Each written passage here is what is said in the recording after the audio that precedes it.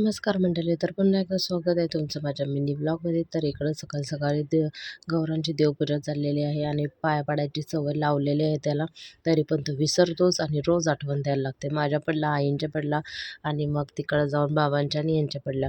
एका साईडला मी मुगाचं कालवण टाकलेलं, एका साईडला आता गुड्ड्या आलेली. तर गुड्ड्या असली ना का मला टेन्शन नसते. म्हणजे मी अंघोळ करून दिली ना की ती निघते. त्यांची मस्तपैकी तयारी वगैरे करून मोकळी होते.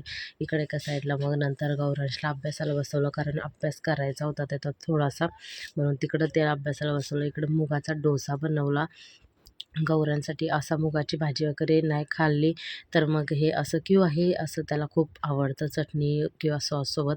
तर इकडं त्याच्यानंतर माझा गौरा नित्यासोबत खेळ चालू झाला आणि या व्लॉगमध्ये खूप सारं होतं, पण 1 मिनिटामध्ये काय जास्त दाखवायला भेटत नाही. त्याच्यामुळं जेवढं होतं तेवढं मी दाखवण्याचा प्रयत्न करते. तर चला भेटू पुढच्या ब्लॉगमध्ये. बाय.